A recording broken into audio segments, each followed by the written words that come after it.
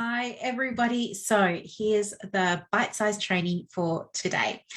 Uh, the bite-sized training is this. When should you charge a cancellation fee to your client? Very simply, all private practices need to have a cancellation policy in place. Why is that? Well, it's because you're running a business, and just because a client doesn't turn up doesn't mean you shouldn't not get paid. You have every right to be paid for the time that you've allocated and set aside for your client. So if you need a cancellation policy, let me know. You can grab some in the essential forms for private practice kit, but I imagine you all have them. So then it really becomes a case of, has the client agreed to the cancellation policy? So if you've had them sign some documentation as part of their intake and the cancellation process has been explained, then absolutely go ahead and charge them the money, right? The other thing too is you need to be very mindful about your cancellation boundaries. And by that, I mean, if you're going to say there's a 24-hour cancellation policy and you give your clients a reminder text, you want to give them that reminder text maybe at 48 hours, not 24, because then maybe they get it at 24 hours technically, but they don't read it until it's, 4 hours later, and then boom, they get slammed with a fee. So we don't want to do that to our clients. You have to give them fair warning.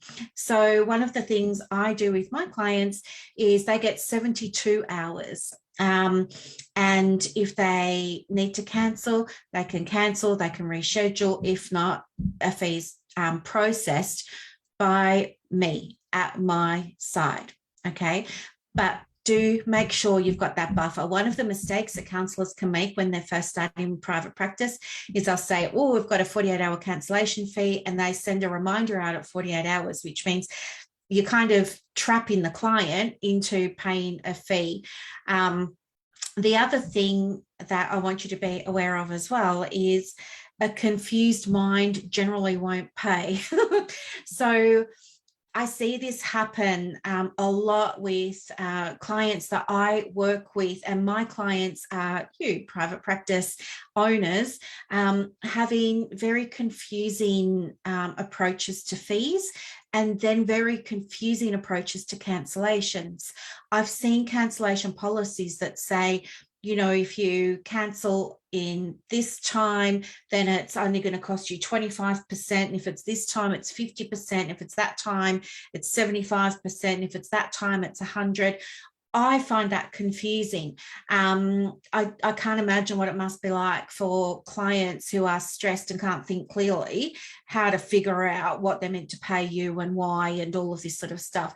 And I think it's what causes a lot of private practice owners not to be paid cancellation fees. So my advice to you is keep it really simple. And what's simple for me is I just have a flat fee. It's 100%. My time isn't less valuable because you cancelled it at a certain point. My time is my time, and it's a term of service. It's a condition of working with me at my practice that, if you don't attend or if you cancel outside of my time frame, you're going to pay 100%. That's it. I know that's going to work for some people. It's not going to work for everyone. I know there'll be other people who say, I'd really rather charge 50% or whatever. It doesn't matter. Just choose one thing and stick to it, because if you feel uncomfortable about your cancellation fee, you're probably not going to apply it. And that will give you, some temporary relief, like you got to avoid something. But at the end of the day, it's making it harder for you to keep the lights on, so to speak, with the business, which means that's going to have a ripple effect onto clients that do pay you. Okay. And that brings me to another point about cancellation fees. I think sometimes when a client cancels, some of us can feel a bit nervous about charging the fee because we want to avoid maybe a conflict. And that's not the case for everyone. But there are certainly some people that want to avoid a conflict, or they want to avoid, they want to be They want to maintain the therapeutic relationship. They're worried that the person might, disappear and go and connect with somebody else and, do what they can to avoid paying the fee or whatever it is. So the point is, it's a lot of the time it's fear that we have that stops us from invoking a fee or applying a fee, even though we've got it there. So I think if you're struggling to apply a cancellation fee, my advice would be definitely take that to supervision or take it to a private practice coach that you trust. Take it to one of the groups that you're in and get some guidance and some advice around that, because everyone's mindset's going to be different because we've all got a different story. But if you've got my approach to private practice is integrating the masculine and the feminine energies. Okay, so I believe that you've got to have your structures in place. In this case, it's a policy and a procedure, and you need to know when to apply it. But you also need to have the feminine in place. And a lot of the time, many of us can be in that wounded feminine energy of not wanting to upset people pleasing, not doing things out of fear, all of that sort of stuff, when really what we want to do is be able to give, help, support, all of those sorts of things. So we talk ourselves out of it sometimes, but if you can integrate your structure with your mindset, then you're going to set yourself up for success in your private practice.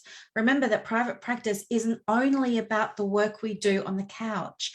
You're running a business, and by its very definition, a business requires selling. It requires an exchange of energy, okay? An exchange of, a service for money. It's just an exchange. That's all it is. And I think too, I didn't do a great job of charging cancellation fees in the beginning because I wasn't working with a great bunch of clients in terms of I was trying to apply new strategies and new approaches to an existing client base. I was trying to fit square pegs into round holes, and I was wondering why I was getting pushback and why it wasn't working. I didn't realize at the time that when you start charging fees, instead of doing free work under Medicare, when you start charging fees, you no longer work with as many people that were getting the free stuff, but you start calling in a new demographic of people. And with every new client that comes into your practice, it's an opportunity for you to have that conversation around, right, it's a condition of our work together that you sign off on this, that you understand that there is a cancellation fee. This is what it looks like. And you explain it, you have that conversation with them, and they're clear about that. And they've got an opportunity to answer any questions if they have it. They've got something in writing. They've signed it. They've given you permission to go and charge the card or process the fee or send the invoice or however it is your practice is set up to take payments. And there's no ickiness around it. It's just business.